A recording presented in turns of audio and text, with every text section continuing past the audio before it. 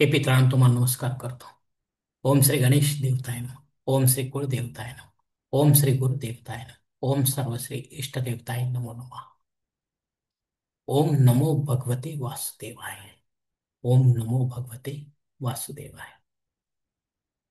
ओम नारायणाय विद्महे वासुदेवाय धीमहि तन्नो विष्णू प्रचोदयात. शिवशरण मित्रांनो, मी कडप्पा परत एकदा आपल्या समोर हजर आहे. माझ्या धर्मकरम चॅनलमध्ये आपले सहर्ष स्वागत करीत आहे.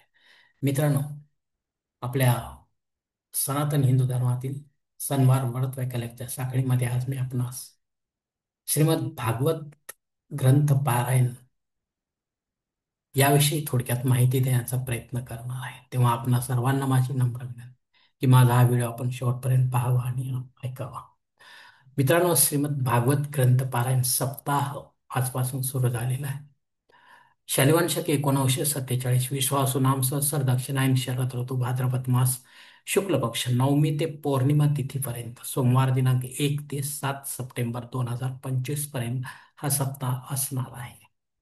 मित्रांनो, विषयानुरूप असा आहे की श्रीमद भागवत ग्रंथ पारायण हे 18 पुराणापैकी एक महत्वाचं पुराण आहे, ज्यामध्ये भगवान विष्णू आणि भगवान श्रीकृष्णासंबंधी संपूर्णपणे माहिती दिलेली आहे.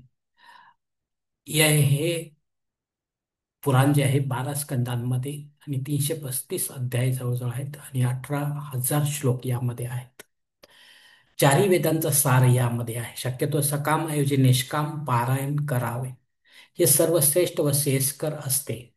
या ग्रंथ पारायणाने भगवान श्रीकृष्णाचा आशीर्वाद प्राप्त होतो. मित्रांनो,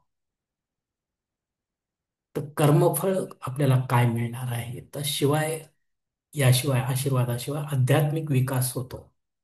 असाध्य रोग व शत्रुभय नष्ट होते. अकाली मृत्यू टळतो. भक्ती ज्ञान वैराग्य प्राप्त होऊन मोक्ष मिळू शकतो. याने आपल्या आत्म्याचा उद्धार होऊ शकतो. आपल्या पितरांना सद्गती व मुक्ती देखील मिळू शकते. पितरांचा आशीर्वाद आपल्याला प्राप्त होतो. आपली अडलेली कामे मार्गी लागतात. मित्रांनो, तर या ग्रंथाची मांडणी कशी करायची, तर या ठिकाणी थोडक्यात आपण पाहूया.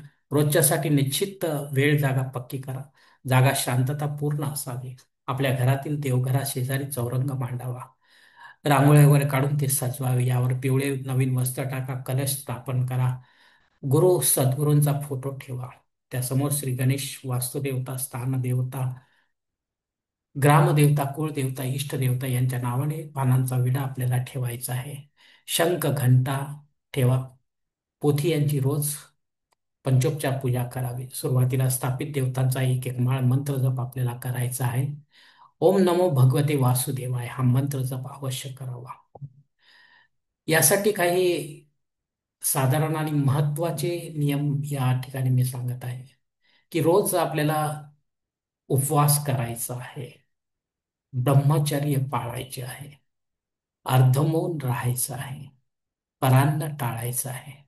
झोपण्यासाठी पलंग गादीचा उपयोग टाळायचा आहे. आणि पानावर भोजन करायचे, मग ते पळसाचे पाने असतील किंवा केळीचे पान असेल. पूजेचे वस्त्र वा धूत वस्त्र धारण करावे. अंतर्बाह्य शुद्धी असावी. सत्यवादी असावे. खरे बोलणे. श्रद्धा समर्पण भाव असावा. पंचांग शुद्धी असता संकल्प सोडून वाचनाला सुरुवात करावी. वाचन संपल्यावर पोथी उघडीच ठेवावी. वस्त्रात बांधू नये, गुंडाळू नये. अचानक औषध आल्यास इतरांकडून वाचून घ्यावे. पारायण मध्येच थांबू नये किंवा विसर्जन करावे शक्यतो. स्त्रियांना मासिक पाळीचा चालू सप्ताहात अंदाज असता पारायणाला त्यांनी बसू नये. आपल्या घरी वैयक्तिक व सामुदायिक रीतीने पारायण आपण करू शकता किंवा मंदिरात किंवा मठामध्ये देखील करू शकता. सावकाश आपल्याला वाचायचा आहे ग्रंथ. स्वतःला अर्थ समजला पाहिजे. यासाठी शांत व एकाग्र चित्ताने वाचा. शक्यतो एकाच बैठकीत त्या दिवसाचे वाचन पूर्ण करावे. जर का मध्येच मलमूत्र विसर्जन करावे लागले तर परत स्नान शुद्धी आवश्यक आहे. परत आचमन प्राणायाम करावे आणि पारायणाला सुरुवात करावी. मित्रांनो, पारायण पूर्ण संपल्यावर परत प्रथम अध्यायाच्या 5 किंवा 11 ओळी तरी निदान पुन्हा आपल्याला वाचायचे आहेत.